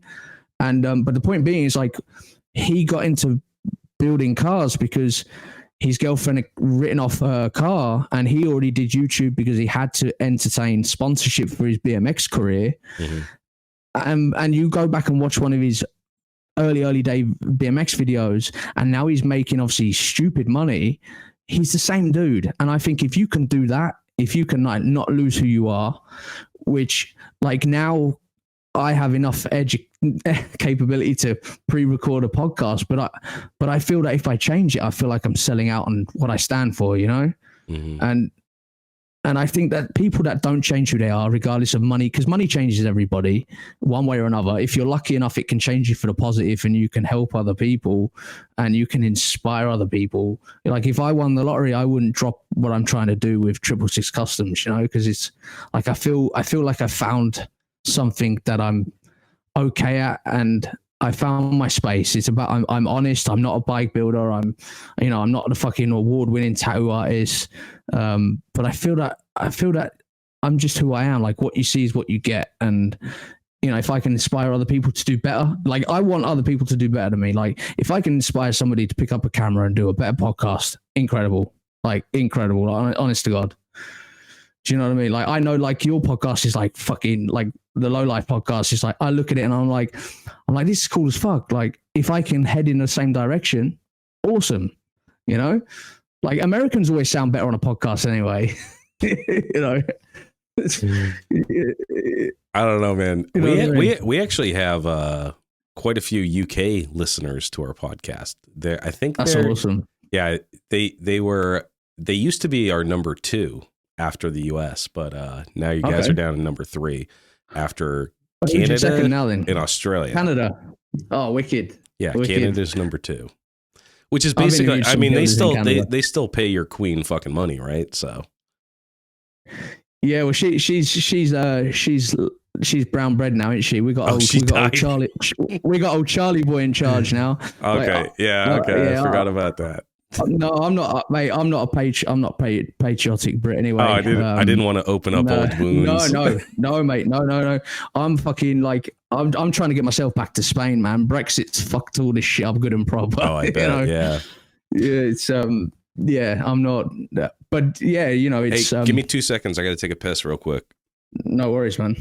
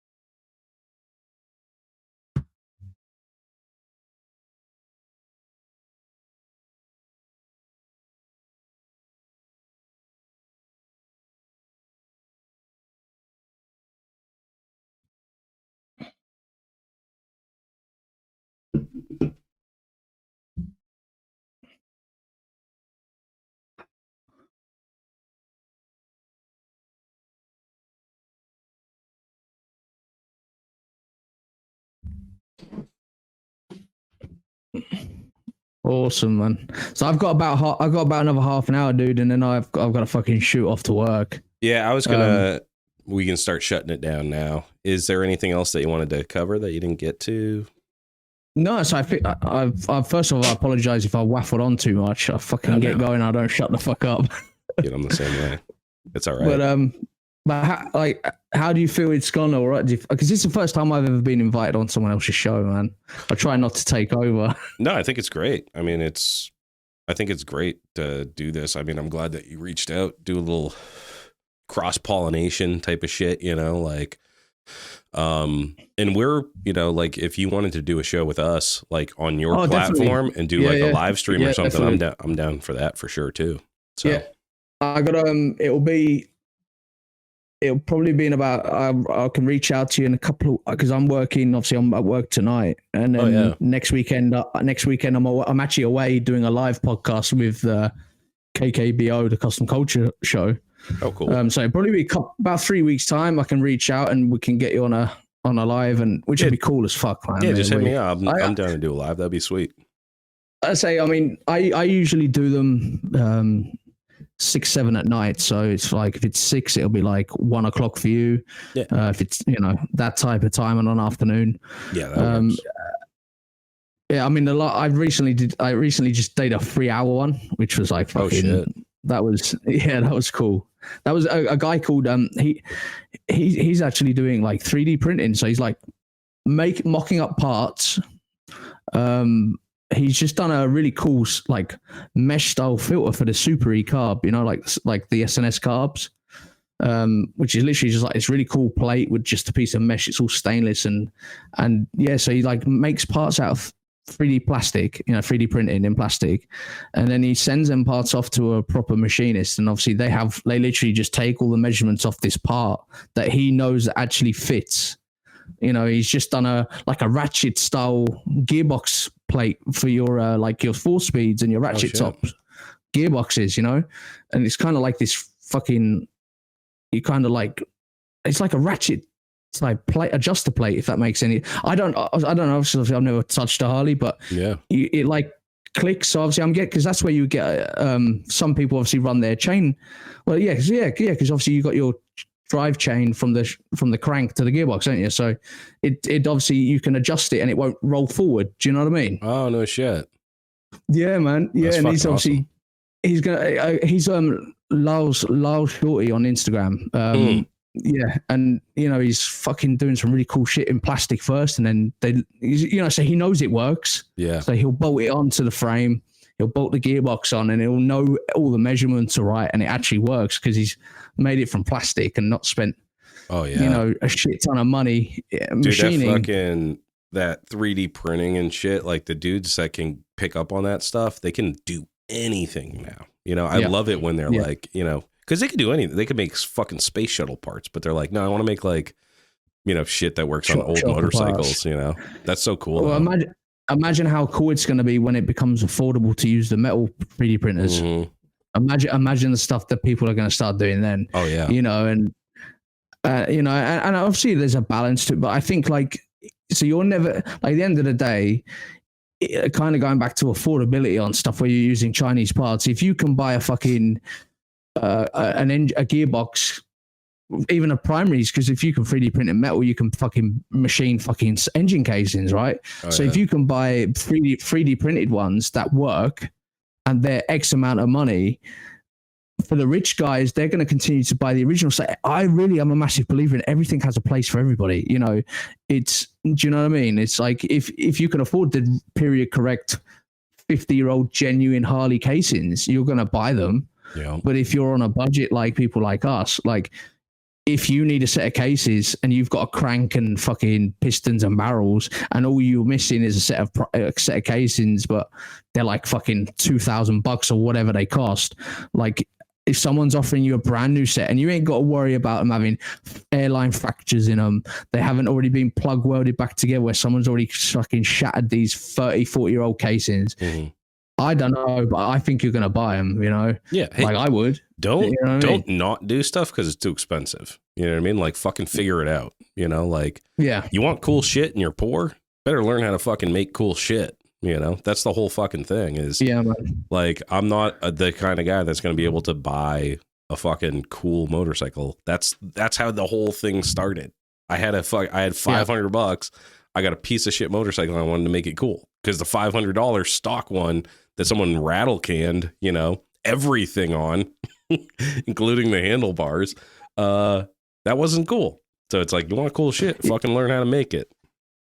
Yeah, I mean, I remember listening to one of your guests, and I think I'm not sure if it was you or the guest, started off with a 250 Rebel, you know, and I thought that's fucking, you know what I mean? It's cool as fuck. Yeah. I can't remember who it was. It wasn't that long ago. One of your guests, recent guests, I think. But yeah, Honda 250. It's like, well, at the end of the day, if that's because let's face it, you just don't know how far someone can take their journey, right? It's like when you know, we only realize they're great when they've achieved greatness, but when you hear their backstory, which is so cool for people like what we're doing, is to get their stories out there, you know, and you get to realize like, no shit, they started on something like that. It's like, you know, I'm sure you said on one of your shows that you got into bikes into your mid to late 20s, I think. Yeah, I was like in my late 20s. Do you know what I mean? It's like, and look at what you're doing now. You know what I mean? Who would have thought when you first bought your first bike that all of a sudden you'd be a host on like a fucking really, really cool, well-respected podcast, like where you're interviewing people around the world. Yeah, do you know what I mean? I appreciate that, man. I didn't think that I was capable of what I can do now. You know, like that's the thing for motorcycles to me is not even just like the building of the motorcycle, but like the practical application of these skill sets elsewhere. You know what I mean? Like I was a dude that brought my car in to get a fucking oil change. I don't do that now. I've changed transmissions. I've done fucking all sorts of shit. You know what I mean? Like out of necessity, because first and foremost, I'm cheap and I'm poor. So it's like when I bring my car in to get inspected and they're like, yeah, it needs brakes, it needs rotors, it needs a fucking CV joint, it needs this and that. I'm doing that work.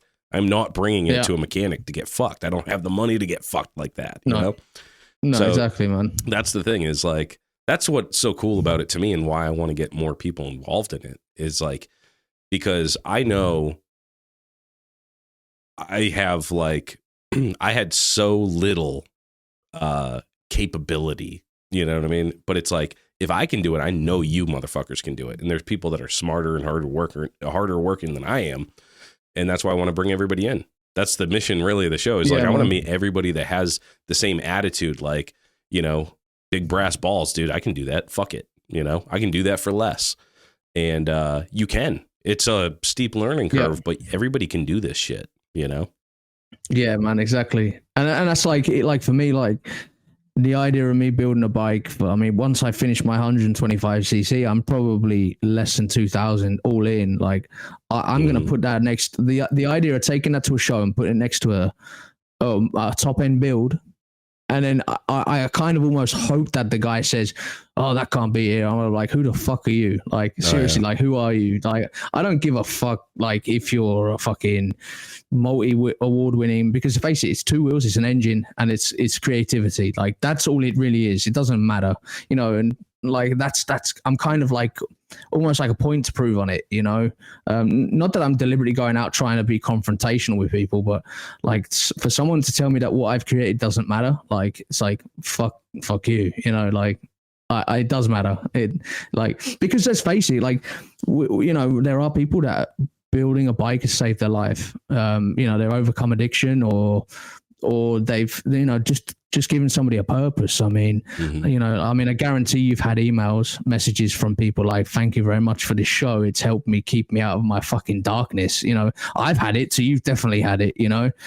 And I think that shit, like if the fact that some of your listeners, like you say, listen every week, like you don't know what they're going through. They might not want to tell you, or they might drop it in a message saying, look, dude, like I've fucking lost everything. But yeah, I look forward to the next show every week. And I think if you can do that, like, and if you don't want to do it because it might not be benefiting you money wise or something, like that's a selfish fucking act. Do you know what I mean? Like if just sat here talking about bikes can help someone overcome something or keep them entertained that they don't want to go to the fridge and grab a beer or take that next hit or whatever. Like, I know it sounds almost like a bit poetic and shit, but like, let's face it, like there are some people that this type of stuff does help them massively, you know? Oh yeah. Yeah. Yeah, dude. Hey, it helps me. You know, it's just, we just got 12 inches of snow. I had the fucking Black Death plague all week, dude. I felt like shit. And my dog died on Friday. So I was in a really fucking hell, mate. Yeah, dude. I was in a dark fucking place. But talking to people about motorcycles and the anticipation that I have of like doing a build and getting it in the garage and fucking, I don't know, man. It fucking brightens my day. Brightens my day every week is like doing this shit and talking to like-minded people.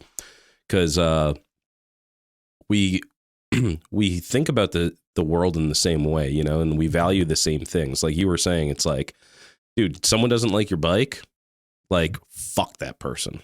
Who cares? Yeah. You know, like yeah, exactly. Yeah, you have a cool bike. That means nothing to me. You know, what means something to me is anybody that cares about bikes and the people in the community too. You know, like when we've had like we've done like drawings and shit to try to help people that like their fucking house burnt down or fucking they got evicted from their house or something, you know? And these strangers come together to help this person out. It's like, that's what it's about, is helping people out and helping your mates out and fucking, you know, like overcoming adversity. And it's not about having money. It's not about being cool. It's not about any of those other things.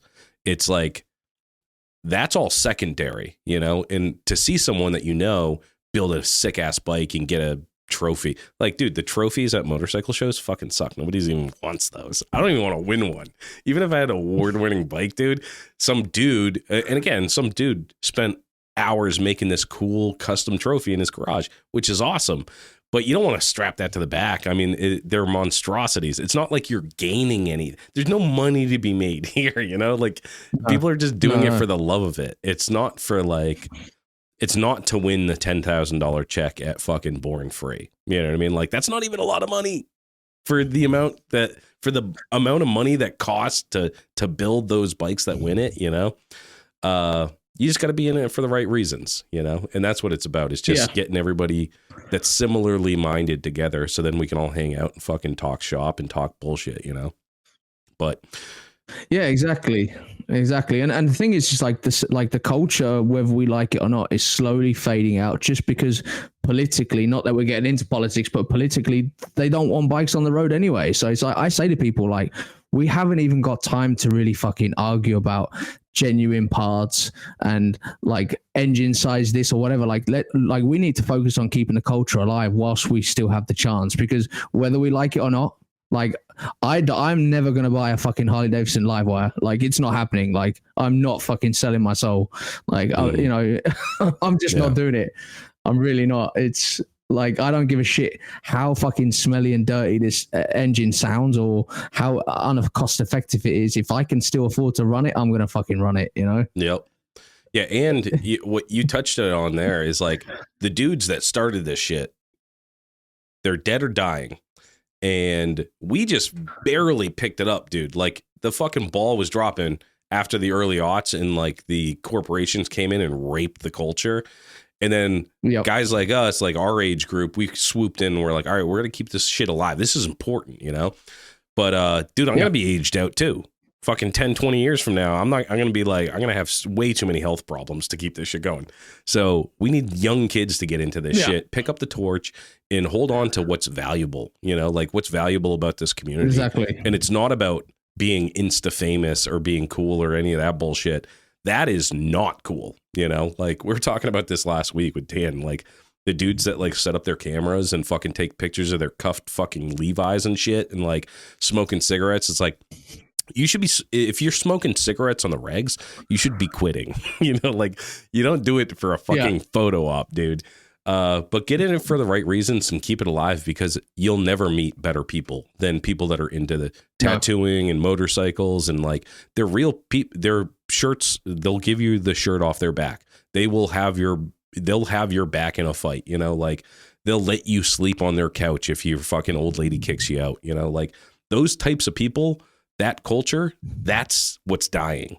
People that care about other people, you know, that actually will do something about it, like that discomforts them. But all right, man, we got to shut this motherfucker down. We've been going for almost 2 hours now. I wanted to thank you again for coming on. Yeah, and that's awesome. We were talking a little off camera. We're going to go on your show next and do some live shit. So that'll be a lot of fun. Yeah, man. But yeah, dude. Yeah, hopefully we get some people that obviously listen to your show and get the chance to ask you questions live in the moment. That'd be cool. Yeah, obviously I know awesome. You respond to everybody, but like anyone that wants to fucking like kind of catch you off guard a little bit and fucking like, Ryan, what the fuck, like what's this, what's that, and because that's kind of that I is like interesting. Yeah, I liked. Yeah, doing I haven't done the live because I'm not that quick on the uptake, so you guys can ask me those hard hitting questions, have me fumble. But that's it, that's what it's about for me. Because like you say, because some people, like, obviously I already knew you got your swamp meeting happening on the 15th of February, innit? Obviously, whenever this goes live, it was on the 15th. And like I'd love nothing more than to be there. So like, that's kind of going back to, if this is the only opportunity that people, because there'll be people that follow your show every week that may have never had the chance to ask you a question live, like, or they might have missed a live if you've ever done one. That's kind of what it's, because it's as close as some people are ever going to get to meeting the person. Yeah. Well, maybe, I don't know. Maybe if we get a couple more Patreons, I'll fly out to the UK. UK boys, you fucking limeys, yes. Sign up for the Patreon, and I will buy a ticket and I'll fly out to fucking jolly old England. Jolly, that's it, man. And there's like you said, there are some cool shows here. There are some shows. I think because obviously there'll be a slightly different take on stuff that you've already seen. It'll be very similar, but even like, oh fucking hell, like these guys are using this style of tire, or I know a lot of the English builders like to keep it correct, like how you guys are fucking laying it down. But like you say, you might get a bit of inspiration for one of your Triumph builds. Oh yeah, TBD on that. Cool. All right, Josh, let's shut this motherfucker down. I'm gonna go ahead and say until next time, low lives. Roll the dice, get in trouble, have fun, and never stop chopping. Deadbeat Customs. Steve over at Deadbeat Customs is about grassroots motorcycle riders who take it upon themselves to build and customize their bike. They offer parts for all Harley-Davidson models and also custom parts for choppers, bobbers, trackers, and cafe racers. When it comes to building a custom motorcycle, they carry the best brands available. Go visit their brick and mortar store in Tewksbury, Mass, or at deadbeatcustoms.com. Remember, enter Lowlife at checkout and save some loot. Stay Strong Co. Sean Luke has been sent down from the heavens to bless us lowlifes with the greatest motherfucking hot sauce in the world. Sweet heat baby Jesus in the white pants heralds a message from God himself. This hot sauce is for your food. Keep it off your butthole. The shits, and the hotter than hellfire Lowlife chopper sauce. Go to staystrongco.org today and grab yourself the holy trinity of hot sauces. Oxford Co. Choppers. Chris is the original bad boy from Oxford, Connecticut. From frame restoration and repair to handlebars and hardtails. Hard parts for hard men. His hardtails are expertly TIG welded and installed in-house. Made of USA-made steel, cast axle plates, he is your man for the hardest shit to hit the East Coast since Hurricane Bob. Find him on Instagram at oxfordco.choppers. Steel City Blacksmithing. Josh specializes in handcrafted steel work right outside of Pittsburgh, Pennsylvania. Anything from custom motorcycle parts to hammers and tomahawks. Don't get it twisted. If it can be twisted, he's twisting it. Check him out at steelcityblacksmithing.com today.